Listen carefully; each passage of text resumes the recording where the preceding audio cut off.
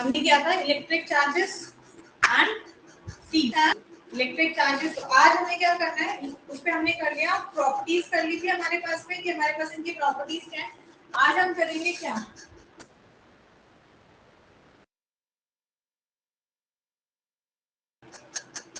Coulomb's law, electrostatic, दो topics करेंगे,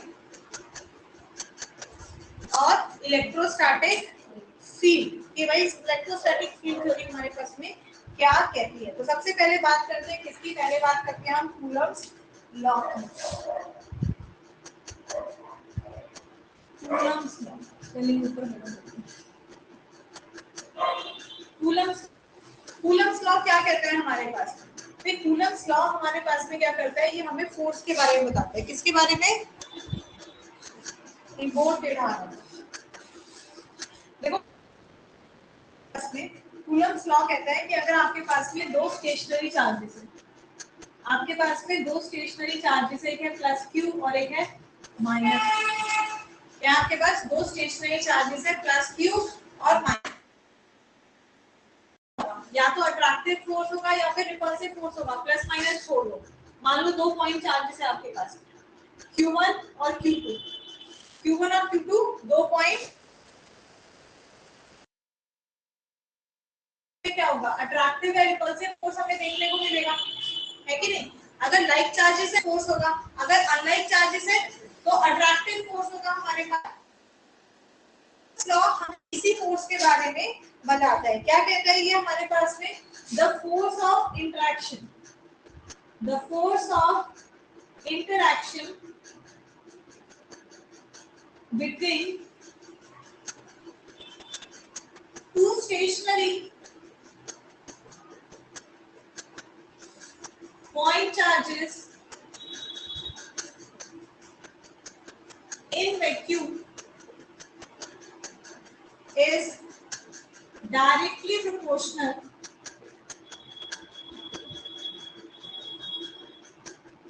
to the product of charges and inversely proportional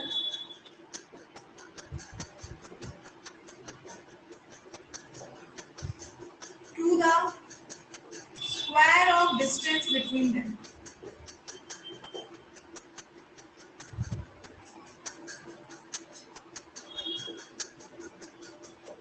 Inversely proportional to the square of distance between them.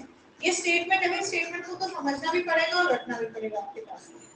क्या कहता है आपके पास में, कहता है अगर आपके पास में दो पॉइंट चार्जेस है, दो पॉइंट चार्जेस है जिनके बीच में कुछ फोर्स हमारे पास में Q1 और Q2 पॉइंट चार्ज ले लिया, Q1 फोर्स यहाँ पे, Q2 फोर्स यहाँ पे, इनके बीच में जो सेपरेशन डिस्टेंस है इसको ले लेते हैं R।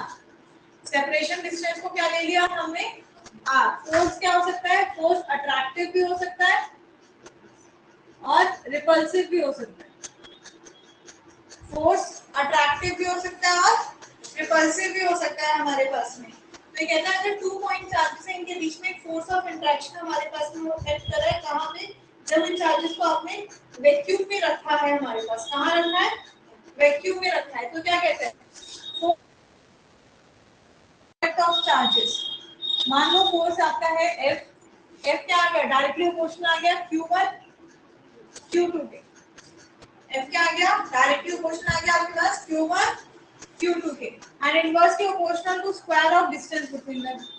Inversely proportional to square of distance between them. दोनों को कंबाइन करते तो आ जाता है F proportional to Q1 Q2 upon R. F proportional to Q1 Q2 upon R square. Proportionality हटाते हैं, कांस्टेंट आ जाएगा F equals to K Q1 Q2 upon R square, जहाँ पे K आपके पास में क्या है, K है आपका प्रोपोर्शनैलिटी कांस्टेंट। K क्या है आपका, K आपका है प्रोपोर्शनैलिटी कांस्टेंट। और ये K किसके इक्वल होता है हमारे पास में, K is equals to 1/4 pi epsilon naught। K is equals to 1/4 pi epsilon naught। जिसकी वैल्यू होती है 9 इंटू 10⁻⁴ न्यूटन मीटर स्क्वायर पर कूलम स्क्वायर। वैल्यू क्या है? 9 इंटू 10⁻⁹ न्यूटन मीटर स्क्वायर पर कूलम स्क्वायर। समझ में आ गई बात? अब यहाँ पे एक टर्म जो आपके पास नहीं आई है वो है एप्सिलॉन नॉट। क्या है आपके पास? Epsilon naught. ये एप्सिलॉन नॉट क्या है हमारे पास में? इसे कहते हैं हम permittivity of free space. Permittivity of free space ये कहलाती है परमिटिविटी ऑफ फ्री स्पेस। और इसकी वैल्यू क्या होती है? It's value is 8.85 into 10⁻⁻⁵ coulomb square पर न्यूटन पर मीटर स्क्वायर। ये इसकी वैल्यू। आगे बात समझ में? वो तो हमने कैलकुलेटेड वैल्यू निकाली। तो फोर्स क्या हो गया आपके पास में? अब फोर्स क्या हो जाएगा? F क्या था? It was K Q1 Q2 upon R square. F क्या था? K Q1 Q2 upon R square. की वैल्यू क्या है? 9 into 10⁻⁹। क्या वैल्यू है? 9 into 10⁻⁹। तो ये क्या आ जाएगा? This will be 9 into 10⁻⁹ Q1 Q2 upon R square. है कि नहीं? अगर हम मान लेते हैं हमारे पास में जो डिस्टेंस सिमेट्रिकल चार्ज है Q1 Q2 Q मान लो 1 कूलम है, तो फोर्स क्या आ जाएगा? This will be 9 into 10⁻⁹ Newton. 9 into 10⁻⁹ Newton. तो यहीं से अगर हम डिफाइन करें 1 कूलम, जैसे हम 10th में करते थे, हम क्या करते थे? हम पहले डिफाइन करते थे भाई 1 कूलम क्या है, 1 एम्पियर क्या है हमारे पास में। तो वही चीज यहाँ पे भी हम डिफाइन करेंगे। तो 1 कूलम क्या हो गया? 1 कूलम हमारे पास में वो चार्ज है जिस पे फोर्स कितना लग रहा है? इतना लग रहा है। अब जब डिस्टेंस ऑफ सेपरेशन कितना है? 1 यूनिट है हमारे पास। क्या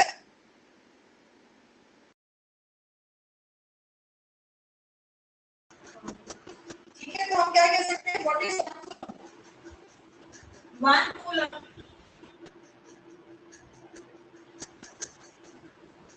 is the charge when placed at distance 1 meter from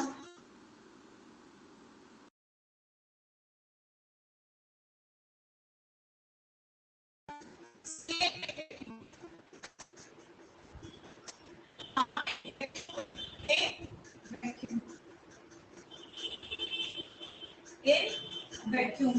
और उस पे कितना फोर्स एक्सपीरियंस हो रहा है? This is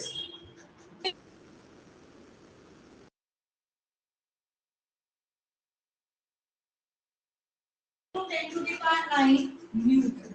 कितना फोर्स एक्सपीरियंस कर रहा है? 9 into 10⁹ न्यूटन का नहीं बात पक्का। तो कूलम्स लॉ समझ में आ गया? कूलम्स लॉ में जो एक्सप्रेशन है फोर्स का, वो फोर्स का एक्सप्रेशन समझ में आ गया?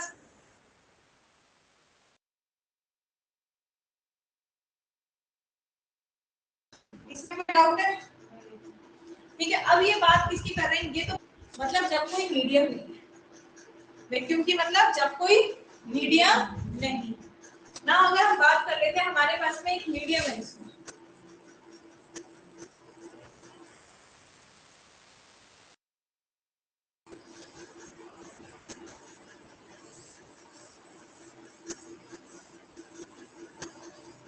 अब हम बात कर लेते हैं कि यहाँ पे हमारे पास है भाई एक मीडियम आपके पास में,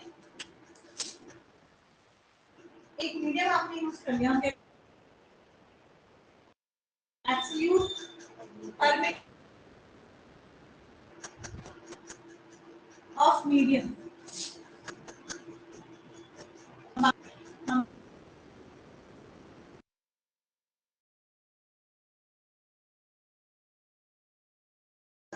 कांस्टेंट भाई जब हमारे पास में एक मीडियम है उसकी एब्सोल्यूट है, हम उसकी वैल्यू कहते हैं।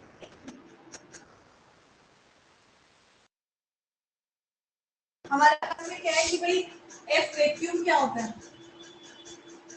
It is Q1 Q2 upon R, 4 pi epsilon naught Q1 Q2 upon R है कि नहीं? करें ये है epsilon naught permittivity of vacuum. epsilon naught क्या था? permittivity of vacuum. तो अब हम बात करते हैं मीडियम की कि अगर कोई एक मीडियम है आपके पास, अगेन क्या हो जाएगा? अब यहाँ क्या आ जाएगा? यहाँ ले लेते हैं 1/4 pi epsilon Q1 Q2 upon R square, जहाँ पे एप्सिलॉन क्या है? एप्सिलॉन है परमिटिविटी ऑफ दैट मीडियम। भाई उस मीडियम की परमिटिविटी क्या है आपके पास में, उसकी अगर हम बात कर रहे हैं यहाँ पे, ठीक है? आ रही बात समझ में? Absolute permittivity of the medium हमारे पास में बात कर रहा है। तो अगर मैं दोनों का रिलेशन निकालना चाहूँ, F vacuum upon F medium, ये क्या हो जाएगा? This will be 1/4 pi epsilon not Q1 Q2 upon R square 4 upon 1/4 pi epsilon Q1 Q2 upon R। ये आ जाएगा आपके पास में। अब आप इसको कैंसिल आउट कर सकते हैं, ये कैंसिल हो जाएगा सारा, ये आ जाएगा 1 एप्सिलॉन नॉट अपॉन 1 एप्सिलॉन, जो कि हो जाएगा एप्सिलॉन अपॉन एप्सिलॉन नॉट। क्या आ गया? Epsilon upon epsilon not. और ये चीज है क्या? इसको डिनोट कर R से, किससे? एप्सिलॉन R से। और ये एप्सिलॉन R क्या है हमारे पास में? ये है रिलेटिव परमिटिविटी, रिलेटिव परमिटिविटी कि जो हमारे पास में मीडियम है उसकी वैक्यूम के साथ में, जो हमारे पास मीडियम है उसकी वैक्यूम के साथ में, ठीक है? ये चीज समझ में आ गई? एप्सिलॉन आर क्या है? एप्सिलॉन आर है आपके पास में रिलेटिव परमिटिविटी। क्लियर? तो हम क्या लिख सकते हैं? हम लिखते हैं के या फिर एप्सिलॉन आर, कैपिटल के, ठीक है? कैपिटल के या फिर एप्सिलॉन आर, जो कि इक्वल होता है आपके पास में एप्सिलॉन अपॉन एप्सिलॉन नॉट, या फिर ये इक्वल है एफ वैक्यूम मीडियम, ठीक है? तो हम क्या कह सकते हैं? हम यहाँ से एक और चीज कह सकते हैं, एप्सिलॉन नॉट इधर आ जाएगा तो epsilon is epsilon not times of के, और के क्या है? ये है डाइलेक्ट्रिक कांस्टेंट। समझ में आ रही है बात? समझ में आ रही है पक्का वाली?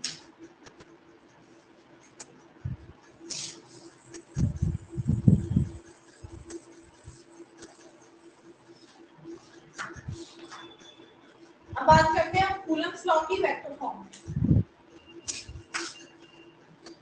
Coulomb's law in vector form. Coulomb's law in vector form. भाई वेक्टर्स क्या होते हैं? डायरेक्शनल क्वांटिटीज है। वेक्टर्स क्या आपके पास में? डायरेक्शनल क्वांटिटीज है हमारे पास में। मान लो आपके पास में दो लाइक चार्जेस है हमारे पास में, दो लाइक चार्जेस है जो आपके पास में ए और बी पे प्लेस्ड है आपके पास में r distance apart. Consider two like charges Q1 and Q2। आपके पास में दो लाइक चार्जेस हैं Q1 and Q2 placed at r distance apart, r distance apart। वे दो लाइक चार्जेस हैं आपके पास में Q1 और Q2, जिनको आपने जो है वो r डिस्टेंस अपार्ट रखा। नॉर्मल कंडीशन में हम बोलेंगे कहाँ रखा हमने? वैक्यूम में रखा। कहाँ रखा? वैक्यूम में रखा आपने। ये रहा आपका Q1, ये रहा आपके पास में Q2, जिनको आपने r डिस्टेंस अपार्ट रख दिया, ठीक है? जिनको आपने r डिस्टेंस अपार्ट रख दिया है हमारे पास में। तो अब हम में कर रहे हैं तो हमारे पास में क्या होगा? लाइक चार्जेस है तो फोर्स क्या होगा? रिपेल करेंगे हमारे पास, मतलब इसका फोर्स F12 का फोर्स इस डायरेक्शन में, F21 का फोर्स क्या होगा? इस डायरेक्शन में होगा हमारे पास में। साथ ही जो हमारे पास में डिस्टेंस कंपोनेंट है वो भी कुछ होगा हमारे पास, ये होगा इस डायरेक्शन में R12, ये इस डायरेक्शन में R21 होगा हमारे पास में।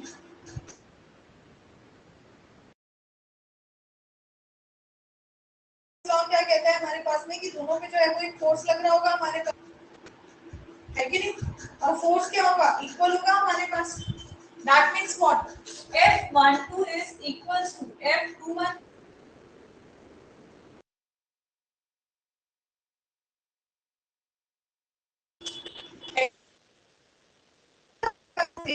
क्या आएगा? F12 के इक्वल है भाई, दोनों आपके पास में इक्वल होंगे। और किसके इक्वल होंगे? They will be equal to K Q1 Q2 upon R square.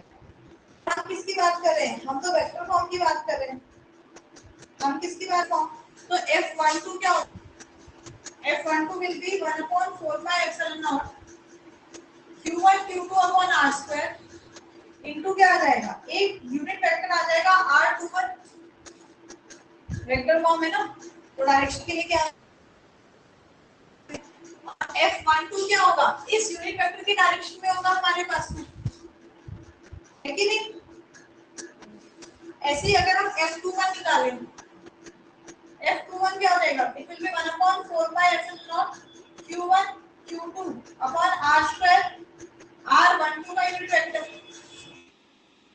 ये दो फोर्स क्या लग रहा होगा? R12 के डायरेक्शन में लग रहा होगा हमारे पास में। तो यहाँ से क्लियरली देखो, R12 इस तरफ है, R21 इस तरफ है, दोनों का मैग्नीट्यूड तो सेम है पर डायरेक्शन ऑपोजिट है। तो इसका मतलब फोर्स का मैग्नीट्यूड तो सेम है पर डायरेक्शन ऑपोजिट है। That means F12 is equals to what? F minus of F21, है कि नहीं? F12 किसके इक्वल हो जाएगा? F12 इक्वल्स टू हो जाएगा माइनस ऑफ F21। क्यों? Because R21 vector is minus of R12 है। आगे बात समझ में? ये उसके माइनस के हमारे पास में इक्वल। क्लियर? तो यहां से एक चीज और आगे क्या आ गई हमारे पास में? That Coulomb's law obeys Newton's third law, है कि नहीं? कूलम्स लॉ क्या करता है? ओबे करता है न्यूटन्स थर्ड लॉ। क्या कहा था भाई न्यूटन साहब ने? न्यूटन साहब ने यही कि जब दो हमारे पास में फोर्स एक्ट कर रहे हैं तो ऑपोजिट डायरेक्शन में एक्ट करेंगे हमेशा। Every object has an equal and opposite reaction. भाई इस पे एक फोर्स लग रहा है F21, उस पे लग रहा है F12, तो इसका मतलब दोनों फोर्स क्या है? इक्वल है, वो ऑपोजिट भी होंगे, मतलब वो माइनस के इक्वल होंगे। समझ में आ गई बात? ये डेरिवेशन आ जाती है कि how will you justify that Coulomb's law obeys Newton's third law? तो वेक्टर फॉर्म से जस्टिफाई करेंगे भाई Coulomb's law ओबे करता है Newton's third। समझ में आ गई बात? अब यहाँ तक कोई डाउट है? पक्का? चलो अब क्वेश्चन करने से पहले एक छोटा सा और कर लेते हैं।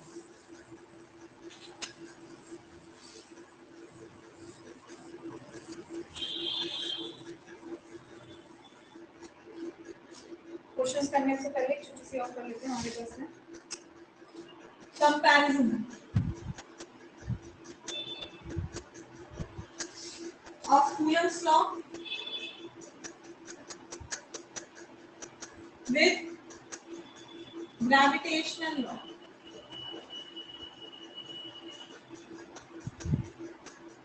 कूलम्स लॉ का हम कंपैरिजन करेंगे ग्रेविटेशनल लॉ से।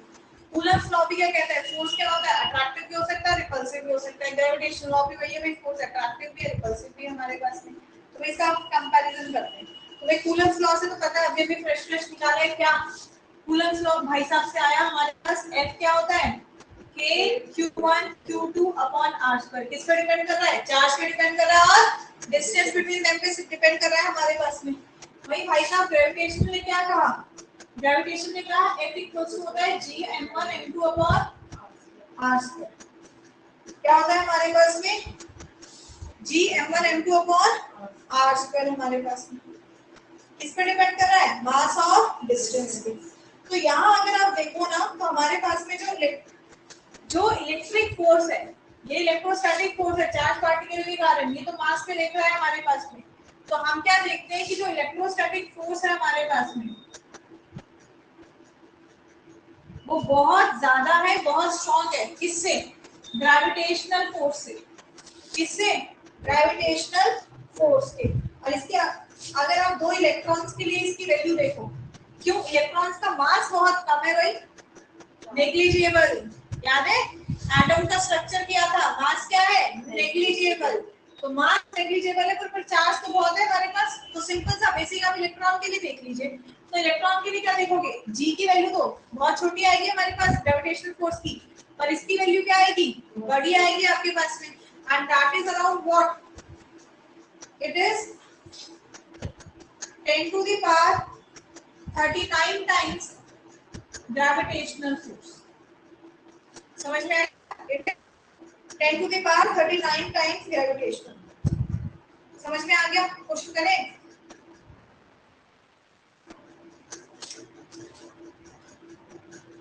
What is the force? What is the force between two small charged spheres having charges of 2 into 10 to the power minus 7 coulomb and 3 into 10 to the power minus 7 coulomb placed 30 centimeter apart in air?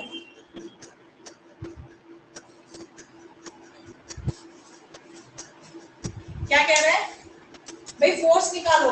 किसने? दो small charge spheres है जिनमें charge है 2 into 10 to the power minus 7 coulomb, 3 into 10 to the power minus 7 coulomb, 30 centimetre apart, एक दूसरे से 30 centimetre की दूरी पे रख दिया हमने उनको हवा में। बताओ फटाफट निकाल के क्या है? क्यों दीदी? देखते हैं भाई अब तुमने क्या किया भाई। एफ क्या है हमारे पास में? के Q1 Q2 अपॉन में डायरेक्टली Q की वैल्यू यहाँ लिख देती हूँ। F इक्वल्स टू क्या है? अभी 1 सेकंड से तुम कुछ नहीं है मैंने। यहाँ क्या आ जाएगा? K की वैल्यू है 9 into 10 to the power 9। Q1 कितना है भाई? 2 into 10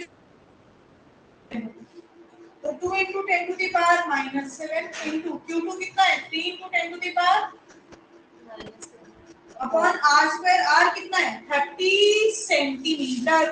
नहीं ये तो ठीक है, मीटर में कर लिया है। अच्छा वेरी गुड।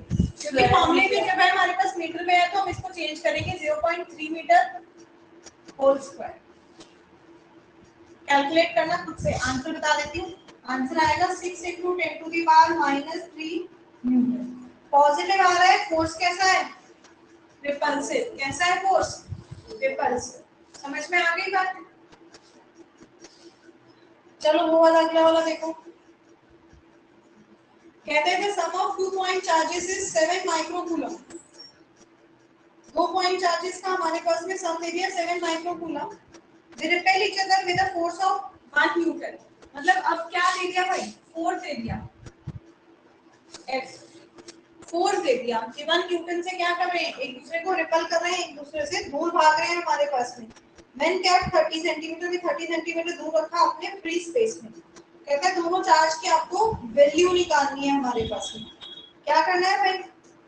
सेम आ जाओ। F क्या होता है? K Q1 Q2 upon R।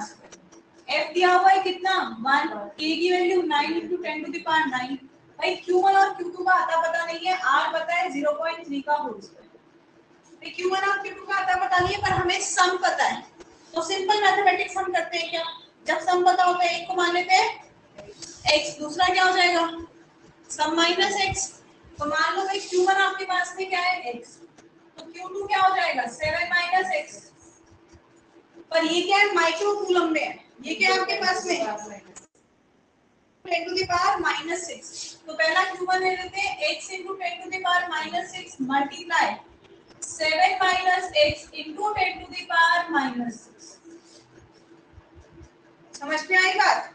करना क्या है? अब जब सिंपल अब सिर्फ कैलकुलेट कर देना है, सिंपलीफाई कर दो, एक वैल्यू आ जाएगी। तो आप इसको सॉल्व करेंगे तो आपके पास में आएगा एक चार्ज 2 माइक्रोकूलम और दूसरा 5 माइक्रोकूलम।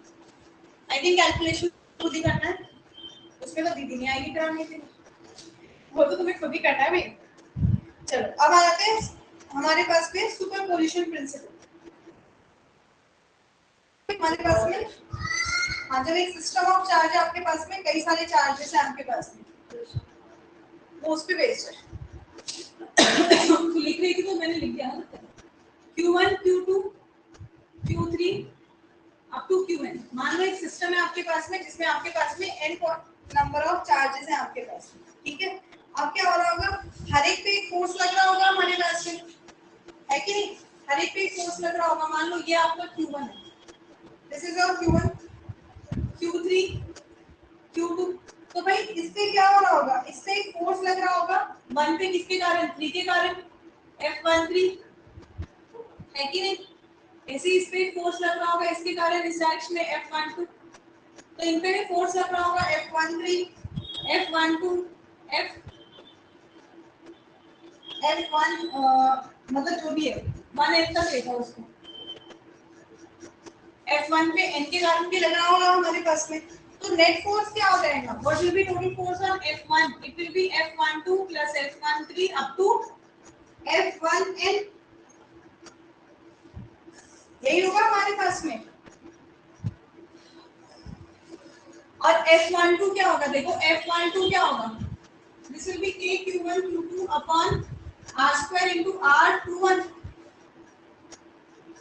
ऐसे ही सब में होगा, तो सब में से K कॉमन ले लेते हैं, मतलब 1/4 पाई एप्सिलॉन नॉट बाहर ले लिया, तो हमारे पास आएगा Q1 Q2 upon R square R21 का क्या plus Q1 Q3 upon R square, ये जो भी डिस्टेंस है Q1 का स्क्वायर R31 का square R31 cap and dot dot dot सबका सम हो जाएगा। तो हम क्या लिख सकते हैं, हम लिख सकते हैं इट इज Q1 तो सब में सेम है, बाहर ले लिया 4 pi epsilon not summation of Q1 upon RI1 का स्क्वायर इनटू RI1 का cap, where I is from 1 to 1 नहीं 2, 1 2 है 1 3 है ना, तो 2 to n। समझ में आएगा पक्का। चलिए अब इसके क्वेश्चन है आपके पास में, two charges each of plus q coulomb are placed along the line, दो चार्जेस हैं, हर एक का क्या है प्लस q कूलम का है, उसको एक लाइन के अलोंग रखा, और third charge minus q is placed between them, दो चार्ज थे लाइन के अलोंग, फिर एक तीसरा चार्ज ला के रख दिया हमने। At what position will the system be in equilibrium, हमें बताना है कि भाई आपको किस पॉइंट पे वो चार्ज रखना है हमारे पास में, जिससे कि आपका सिस्टम जो है वो इक्विलिब्रियम में हो जाए। समझ रहा एक बार डायग्राम को, दो चार्जेस हैं plus q minus q, two charges each of plus q coulomb, sorry plus ये दोनों माइनस नहीं प्लस q कूलम, आप प्लेस अलोंग द लाइन कर दिया भाई। कहता है थर्ड चार्ज माइनस q, फिर हम एक चार्ज लाए माइनस q, जिसको हमने जो है वो कहीं पे रख दिया, फिलहाल मैंने ऐसे रख दिया, अब वो कहीं एक पॉइंट पे रख दिया। कहते हैं कि हमारे पास में ये इक्विलिब्रियम में होना चाहिए, अगर ये इक्विलिब्रियम में होगा इसका मतलब क्या होगा, यहाँ से जो फोर्स लग रहा है F1 और यहाँ पे जो फोर्स लग रहा है F2, वो क्या होंगे आपस में इक्वल होंगे हमारे पास में, है कि नहीं, इक्वल होंगे हमारे पास में। अब टोटल डिस्टेंस ले लो r, एक को ले लो आप x, तो ये दूसरा क्या आ जाएगा r माइनस x, दूसरा क्या आ जाएगा आपके पास में माइनस x, तो ये क्या हो जाएगा, this will be k q into small q upon, पहले वाले के लिए क्या हो जाएगा x स्क्वायर, यहाँ क्या आ जाएगा k capital Q into small q upon क्या आ जाएगा r माइनस x का होल स्क्वायर, तो सब कुछ सीधा से क्या आ जाएगा x square equals to r minus x का होल स्क्वायर, है ना, स्क्वायर से स्क्वायर कर दिया तो ये आ जाएगा 2x इक्वल्स टू r, क्या आ गया 2x इक्वल्स टू r, मतलब x क्या है आपके पास में r/2, मतलब कहाँ रखेंगे हम चार्ज को, बीचों बीच, कहाँ रखेंगे चार्ज को बीचों बीच। समझ में आई बात वाली, तो ये है भाई कूलम हमारे पास में, और ये कूलम पे बेस हमारे पास सुपरपोजिशन प्रिंसिपल। आगे और भी है। पर आज इतना ही करा दो, अभी भागने की जरूरत नहीं है, अभी आराम आराम से करेंगे।